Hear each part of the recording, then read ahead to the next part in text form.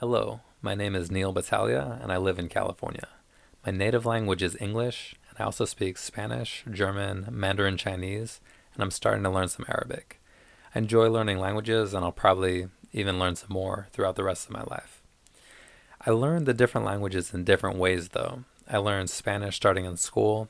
One of the years was very challenging, and I learned a lot. The other 2 years, not as much. For German, I spent some time in Germany. I went to Heidelberg and Freiburg, and I went to the Internationale Ferienkurs in both of those cities. And in that way, I was able to speak German most of the time when I was there, and my level with the language progressed pretty quickly. I had studied before I went, but being in Germany and speaking a lot was what really helped me with the language. With Chinese, I've never been to China, but I've been able to kind of get to maybe a 7 year old speaking level with Chinese in about 3 years. And I put in quite a bit of work to do that. And I've also had the experience of learning all the other languages to build upon. So they're not the same languages, but the patterns and the methods you use for building language can be very similar. With Chinese, I listened a lot for about 9 months. And I think about actually how when you're a baby, you're just listening. Babies don't talk until they're at least a year old, usually. So they're just listening constantly, absorbing a lot of things from their environment. And with Chinese, I actually did something kind of similar. I listened a lot to Chinese for about 9 months. I would put it on CDs in the car. I used the Pimsleur program. And basically, I listened a lot and I kind of started to build a foundation. After that, I started taking some classes. I started using some apps. Did some different things. And kind of as I got a foundation with the language, I found that listening continued to be very useful. I would try and speak back what I was saying, what they were saying, and I would get feedback from different people, which was also important. But one thing that I found useful for me, at least in kind of the past beginning stages or the very beginning stages, was to listen to things from native speakers. If it was spoken a little bit more slowly, that could help me. And if it was kind of a reasonable amount to learn, that was also useful.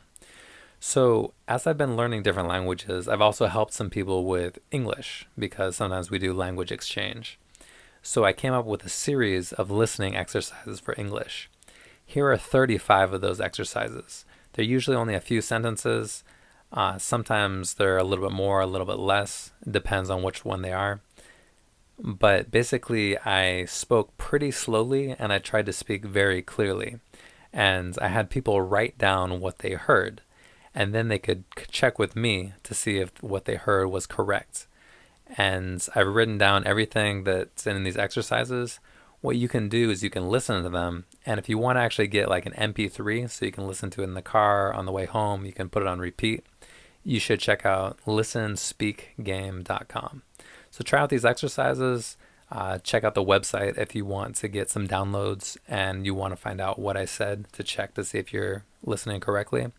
And I think these exercises will help you if you're learning English, and you can kind of see what is hard. You don't necessarily want to get everything right immediately. If that's true, it might not be very challenging.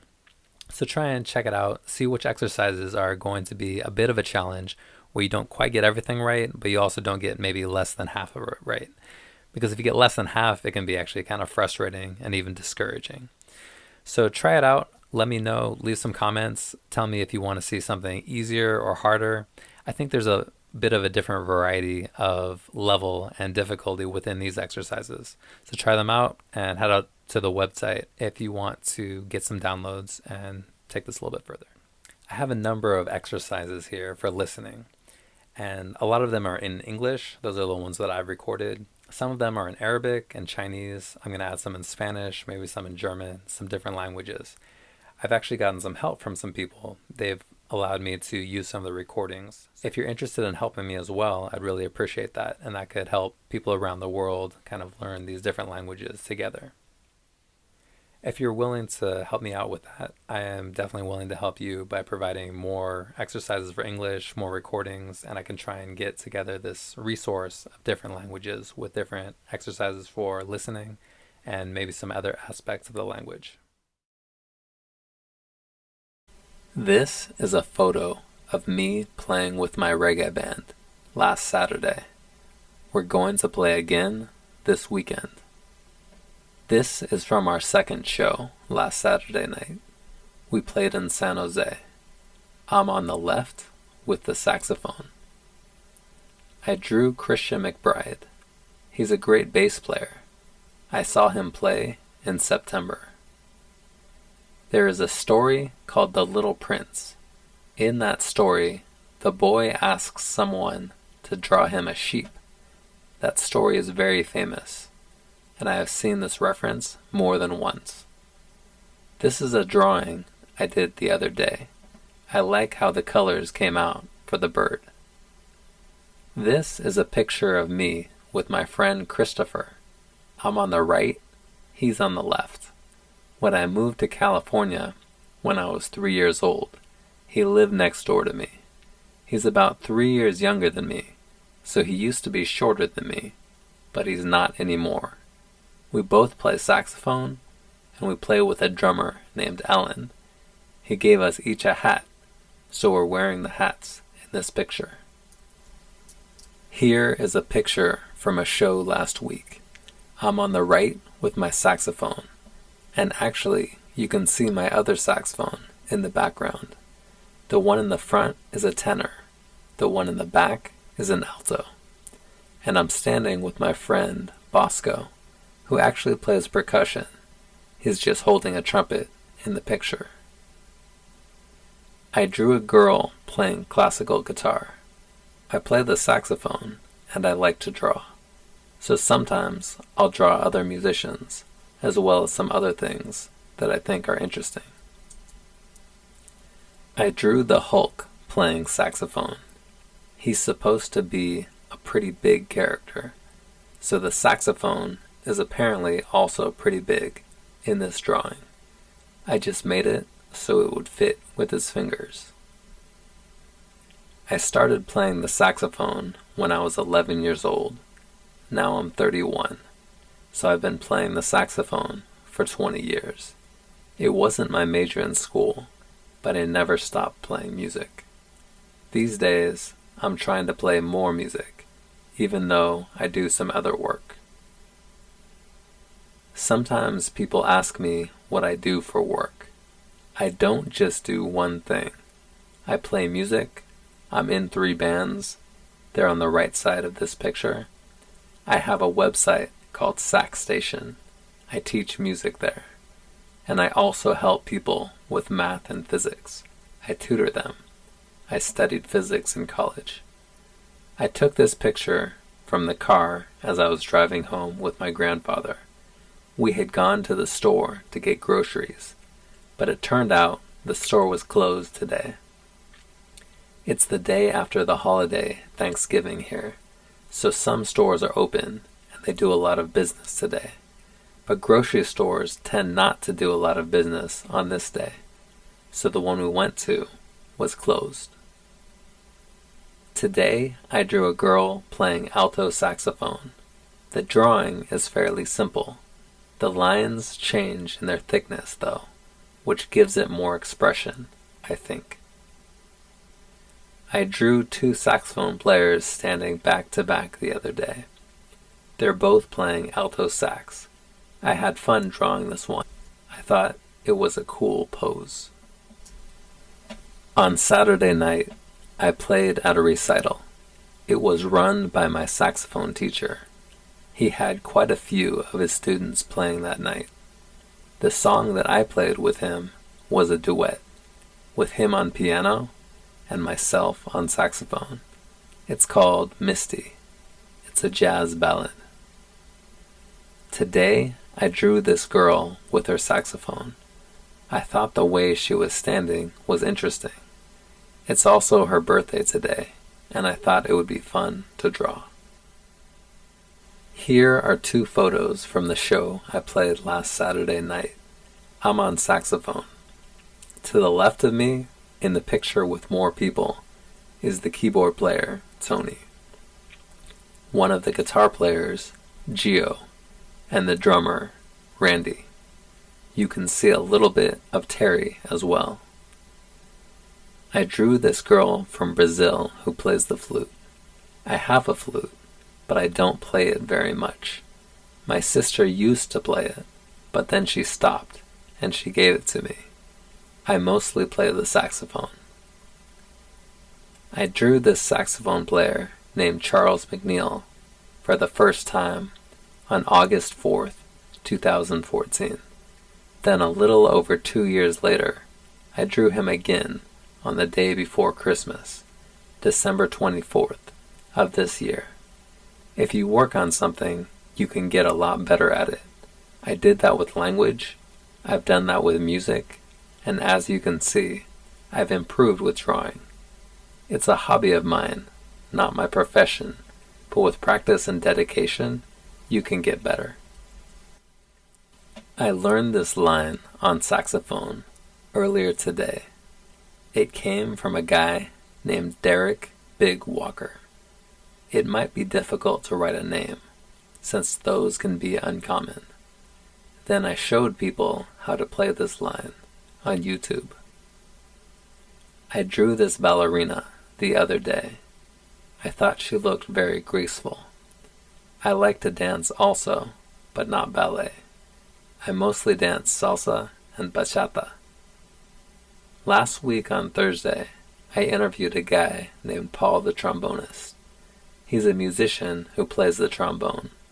I mostly play the saxophone, but the trombone and the saxophone both can play similar roles in a band.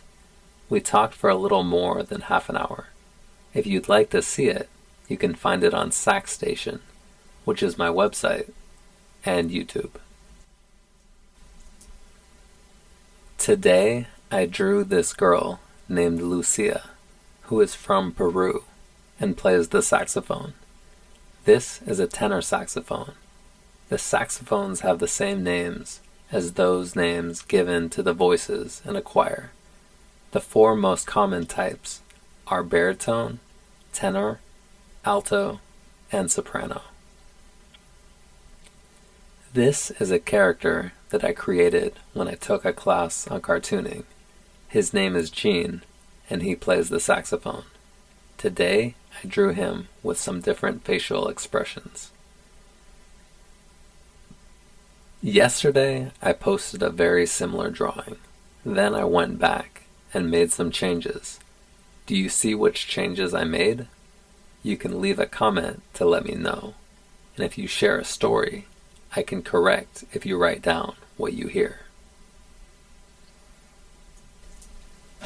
Do you know how to dance?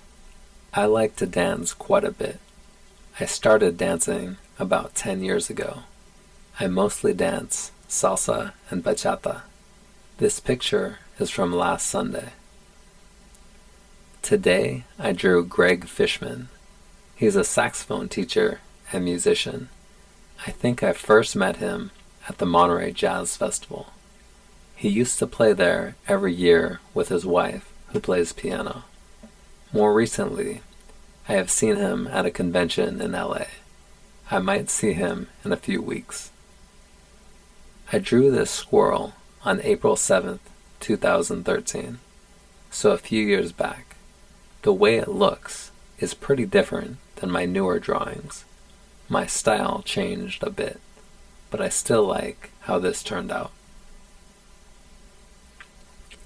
I drew this girl from Japan who plays the saxophone.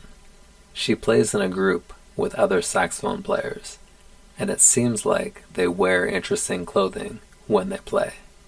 Part of being a musician sometimes is dressing in a certain way and being an entertainer. Since I do correct more than one person a lot of the time for these exercises, it makes it easier to correct if you don't press the return key. If you make what you write more like the approach on the right side with the blue text, then I can correct them more easily, and you can see the red and the green, which makes it easier to notice changes. The other day, I drew a saxophone and an ear. I often draw saxophones, but I don't usually draw ears with very much detail. The sizes of the two things are not as expected. Today, I posted a new video on YouTube. It's part of a song called City of Stars, which is in a movie that takes place in Los Angeles. I changed the thumbnail to make the stars more prominent. Today, my friend, who is in charge of some music programs in a city nearby, asked if I would come volunteer to help with the students there. A lot of the students played the drums, but some played an instrument called the marimba, and it's similar to the piano in some ways. I can play some piano, so I was able to help them with that. And I play music, so I could help them with the rhythm. I began learning the Arabic alphabet last week. I found a YouTube channel with a teacher who describes things in a very clear manner. It's been easier to pick up than I thought it would be. I have a number of exercises here for listening, and a lot of them are in English. Those are the ones that I've recorded. Some of them are in Arabic and Chinese. I'm going to add some in Spanish, maybe some in German, some different languages. I've actually gotten some help from some people. They've allowed me to use some of the recordings. If you're interested in helping me as well, I'd really appreciate that, and that could help people around the world kind of learn these different languages together. If you're willing to help me out with that, I am definitely willing to help you by providing more exercises for English, more recordings, and I can try and get together this resource of different languages with different exercises for listening and maybe some other aspects of the language.